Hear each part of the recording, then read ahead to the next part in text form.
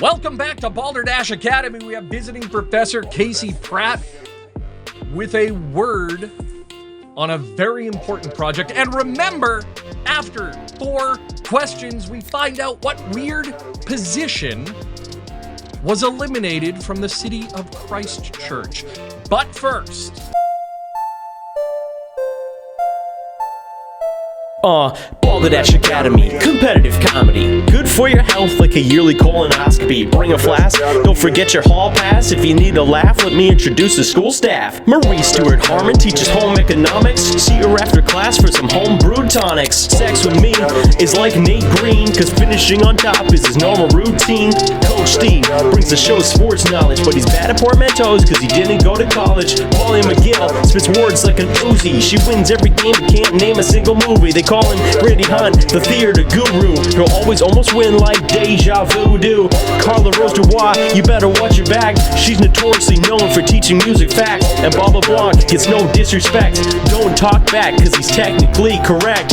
Yes, let's go. Balderdash Academy, baby. Alright, sit down, class is starting.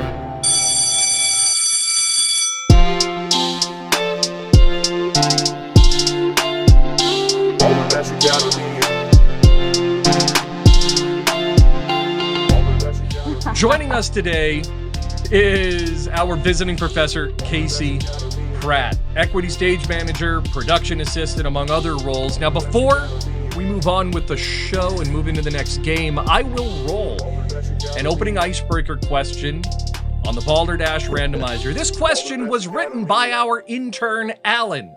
And if it's good, we may actually pay him this time. Now, the Balderdash randomizer will pull up the question completely randomly, hence the name. It is as advertised. Casey will have 30 seconds or less to give us the answer. The question is... Question number 7. Yes. What is your favorite audiobook currently? That's really hard to say because I listen to a lot of like murder audiobooks, like fiction. So yeah. I do have a favorite author though. Her name is Karen Slaughter that I like to listen to. Karen Slaughter? Yes. Good name. Wow. Great murder mystery name. Strong. Yeah. So Karen Slaughter, link in the description. Imagine if Karen Slaughter wrote like romantic fiction. It would be not quite the same. Well, imagine if she wrote kids' books. Right? No, it wouldn't work. Imagine being Karen Slaughter's daughter. There you go. So, Casey, in honor of your most recent film project, Killers of the Flower Moon, yes, and the horrors orchestrated by Bill Hale, tonight's 4 questions will be about true crime. Hey, okay. Nice. Always funny. All right. Always funny. Yeah. Whichever one of our faculty members gives the best, not necessarily the correct, but the best answer, Casey will award points. Question number 1. Notorious serial killer H.H. Holmes was known for his gruesome Chicago killings in his murder castle. Oh, Lord. I mean, if you build a place called Murder Castle, it's obviously, you're a killer. Right? So what else is he famously known for? H.H. Holmes, 1800s, late 1800s. Oh. What else is H.H. Holmes known for other than being a killer? Randy, you're in the lead. What is your answer? I believe it was the murder summer cottage. So when you got to get out of the city, the countryside, you got to go to further countryside, get to the cottage. That makes sense. And if you're looking for a murder summer cottage, remember Leatherface Realty. Steve. Oh. What else is H.H. Holmes known for? Well, it's very simple. This is going to be a quick answer because I know the right answer this time. It's really awesome. But H.H. Holmes, also known as Triple H, was a well-known professional wrestler. No doubt spending his youth wrestling with Lincoln. Molly, what is H.H. Holmes known for? H.H. Holmes, same thing, Steve, you were very close going with the H theme. He was actually into horticulture.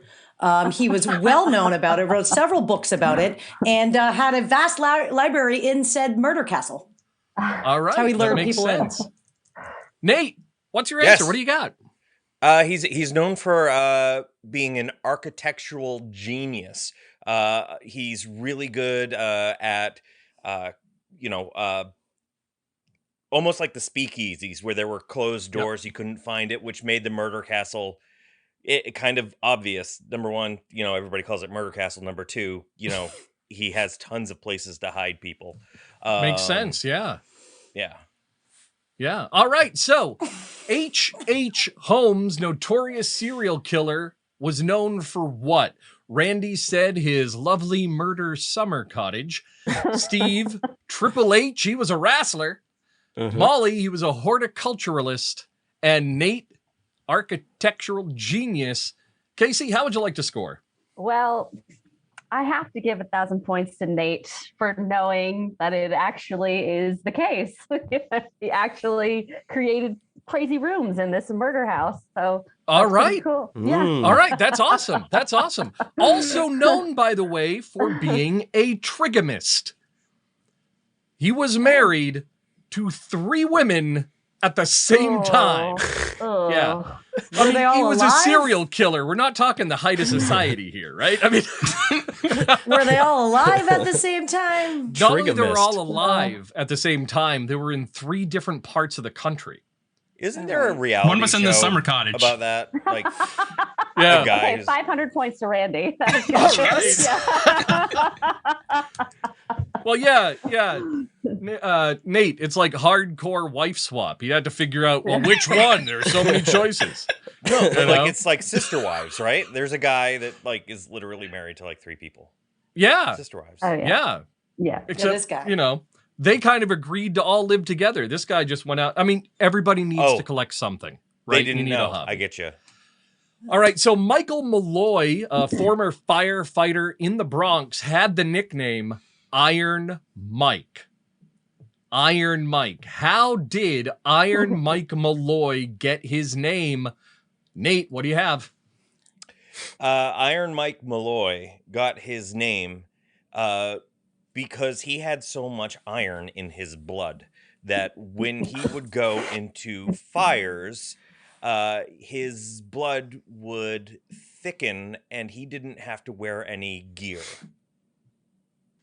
Being a firefighter, you don't make a lot of money, so he had like a number of jobs, odd jobs and stuff that he did to supplement that income. So one would say he had a lot of irons in the fire. Iron Mike, that's what they called him. All right, that makes sense. Steve, what do you have? Well, the nickname Iron Mike sounds pretty hardcore, but unfortunately it's not as cool of an answer. He was a big fan of sugar, and he would eat a lot of candy and soda pop, and it actually kind of rotted away his teeth over years of indulging, and his mouth was actually full of metal fillings, and that's where he got the name Iron Mike. Metal fillings, that makes sense. Molly, what do you have? He was known as a tough guy, but what he was most known for was his very dapper dressing and his very starched, stiff, ironed clothing. He was a big fan of ironing. One would say compulsive. Okay, that makes sense. So Michael Malloy got his nickname because we have Nate. There was so much iron in his blood that while fighting fires, he was basically the man of steel. Randy, he had so much going on. He had tons of irons in the fire. Steve, sugar fan, teeth were full of metal fillings. And Molly, he was the original ironing man. Right? The original Iron Man. Casey, how would you like to score? 1,000 points to Molly, because I can just picture him, going into a fire 1,000 to for fight Molly. something and picking up something and just ironing himself, like That's All right. exactly right, Casey. Exactly That's right. that makes a lot of sense. And of course, Molly, you got it wrong. The actual answer is so Malloy was unemployed, homeless. He was an alcoholic, and 5 of his acquaintances decided he was an easy mark. So they took out a $3,500 life insurance policy on him. It's about $70,000 in today's money. and then tried to kill him. This guy could beat Rasputin for most unkillable person. First, Wow. they gave him unlimited credit at a speakeasy and expected him to drink himself to death. He did not. He rang up a hell of a tab. The same night, when he wasn't dying of alcohol poisoning, they gave him antifreeze to drink. It had no effect. They didn't know that one of the treatments for antifreeze poisoning is ethanol. They then gave him straight turpentine. You want to guess what one of the treatments for turpentine poisoning is? Followed by Antifreeze. horse liniment, followed by rat poison. He was untouched. Time passes, and they later tried giving him poisoned oysters. Oysters that were poisoned with, I think, wood alcohol. That didn't work. So they tried freezing him to death. They got him drunk, put him on a park bench, and dumped a bucket of water on him during sub-freezing temperatures. That didn't kill him. So they hit him with a taxi. This guy needs new friends. Yeah. We're not done yet. While they hit him with the taxi, he went unconscious, but they would not cash out the life insurance policy because the proof of death hasn't been signed. He got out of it and survived the taxi hit. They eventually killed him with carbon monoxide poisoning. So, The old silent killer. right? All right, so notorious sadist and serial killer Rodney Alcala took a break in the middle of his murder spree to do what? Rodney Alcala took a break from killing to do what? Molly, what did he do? He took a break from his killing spree to go salsa dancing. He needed a little aerobic exercise. He was feeling like he was getting a little rusty there. Couldn't chase down people as fast as he wanted to. So a little salsa dancing got his little shaking leg. That's a great answer. Getting a little shake and bake. Nate, what do you have? Well, he had a loot crate box that had been shipped to him, so he had to check the tracking to see if it had arrived. Sadly, That makes it hadn't. sense. I mean, we've all been there, right? Take a Yes. break from your murder spree to go check the mail. Randy, what do you have? I believe this was in the early 80s. And it was the episode of he needed to watch TV because it was the episode of Dallas where they revealed who shot JR, and he was a big fan and he just couldn't miss finding out who it was. We've all been there except Serial for Steve. killer watching, a murder. Yeah. Steve, speaking of decades you weren't alive for, what's the answer?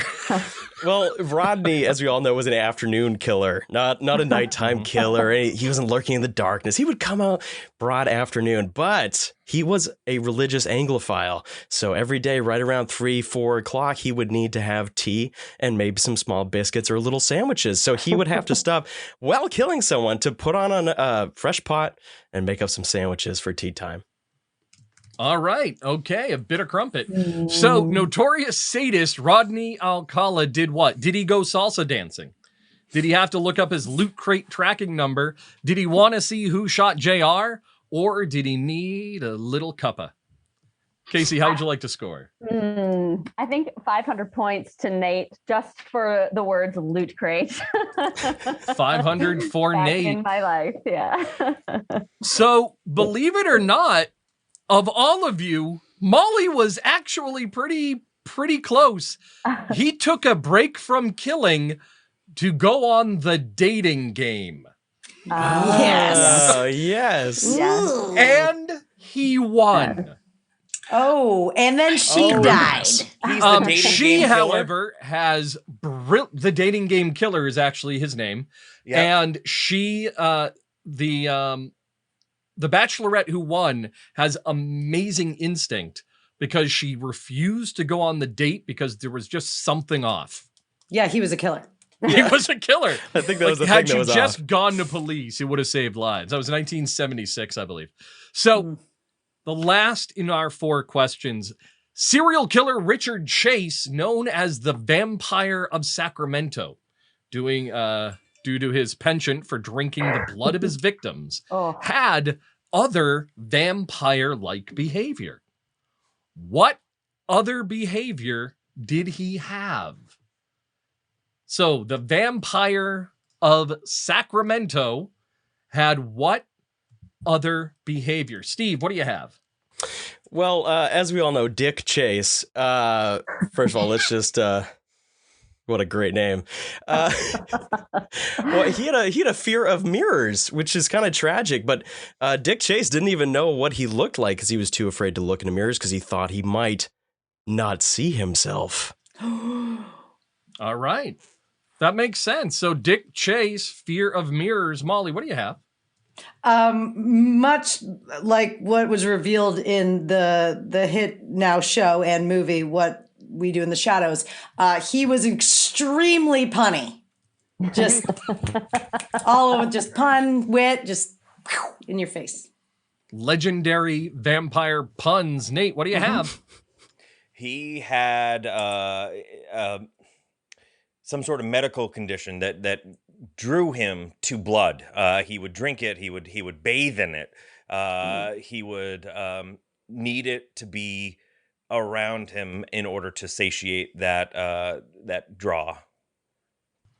All right, local sanguinist. Randy, what do you have? Well, we know that the one thing that can kill a vampire is a stake through the heart. And the ironic part about this was that he had a membership to the Steak of the Month Club, but not that kind of steak. It was actually the meat steak. So it's just a little bit of irony, that's all. Hey, that was punny just like a vampire, Randy. Yeah. Somebody check Randy for a reflection.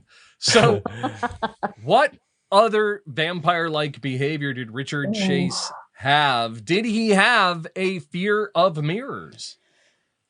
Was he punny, as Molly said? Was he drawn to blood, like Nate said, or was it Randy's? He was a member of the Steak of the Month. Casey, how would you like to score? I think Dick Chase running away from his reflection is probably where I'm going to go. So 1,000 points to Steve. 1,000 points to Steve. The answer was that Dick sucked. Not only did he suck blood, but like many vampires in myths, he would only kill if the door was unlocked because it felt as if he was invited inside. You're not, buddy. Yeah. You're not. Okay. Closed. So, to be slightly uncomfortable for a moment, speaking of horrible acts, Casey, let's talk about Bill Hale, the Osage Murders. Yeah. Now, I know David Gann wrote a brilliant book. The book, Killers of the Flower Moon, the Osage Murders, and the Birth of the FBI. It was recently made into a feature film, long delayed feature film because of the pandemic, by Martin Scorsese, which you worked on. Mm-hmm. For those who don't know, why don't you tell us a little bit of the background of what actually happened with this string of killings? Yeah, so it was in the 1920s, and it's the Osage Nation. They were moved, as so many tribes were moved from Kansas down to this territory in Oklahoma, where they said, well, the land is terrible, but we want mineral rights. We want to have all mineral rights, which the government granted because they said, oh, this land looks terrible. You're never going to find anything down there. Lucky for them, they found oil, and they became the richest people per capita in the world. In the 1920s. Yeah. They were insanely rich.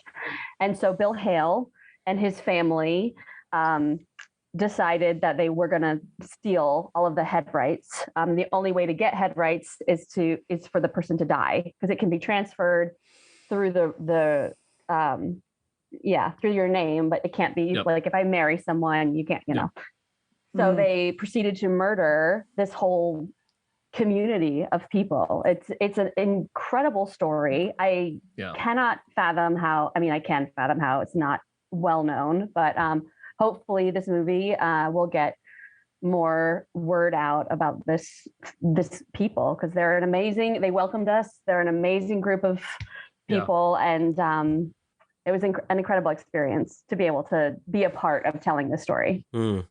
So they could own the land, but the U.S. government owned most of the mineral rights. So that eventually worked where they could only do it when it was passed down. And that's where Hale got the scheme, because Hale's son married into the tribe, right? His nephew did. Yeah. His nephew did. His nephew did. Yeah. Yeah. Who I think is played by DiCaprio in the film. That's coming correct. up, right? Yeah, that's correct. Yes. Yeah. Francis yeah. DiCaprio? Yeah. Yeah. Yeah. Now, Yes. what's really horrible about this is there were likely hundreds and hundreds of killings. Yeah. And they got him on one. Yeah. And not only did they get him on one, the killer was pardoned by the governor at the time in the 60s. He didn't even serve a full sentence. Yeah. Bill Hale is most likely one of the most evil people in the history of the country. Nobody knows about him. It's the weirdest thing. Yeah. Yeah, that guy sucks. The book is amazing. I am anxiously awaiting the film. I kept seeing it pushed back, and the announcements of it being delayed and delayed due to the pandemic. So I'm glad it's actually in post-production now. Yeah. So to keep things on a higher note, let's figure out who's winning, shall we? That sounds really fascinating, though. Honestly, That it's sounds an incredible. important thing to know. And if you don't know what the Osage Murders are, pick up the book and go see the film when it's released. Yeah. Our points are, in last place, we have a two-way tie between Molly and Steve. Yeah, Next, we have a Sad celebratory two-way dance. tie for first place between Nate and Randy. neck and neck and neck and neck. It's time for Gimme the Details. Let's find out what member of city government did Christchurch fire. Believe it or Official not, platypus. Steve was kind of on track with a Hobbit Wrangler. Okay. It wasn't Hobbits. Christchurch, since the 1980s, was the only city with an official wizard. Oh, I heard about this. Yep. It's incredible. They fired their official wizard, Ian Blackenbury Channel. The Wizard of New Zealand is what he went by. So much so, it was on his passport. It was like his official government title. Wow. He was fired for partially criticizing the tourism board and their new strategy, mostly for pretty disparaging comments he made against women. And then he promptly put a spell on them. I curse you. Pretty much. I figured he just slammed his staff down and said, "You shall not pass." Wow. Join us when we return for Randy's pop quiz, and technically correct, only on Balderdash Academy. Remember to like and subscribe to this video. Also remember to support your show directly. We have ways to do that in the links in the description. We also have a school store where you can show your school pride. Again, link in the description. If you'd like to see us live, you can now book us for a show at your location. The details are online, whether you want improv comedy, game show events, or a live quiz show. We're here to help you out. And like I said, links to everything is in the description. Thank you for watching. Have a good night. Go Dashers! Go Dashers!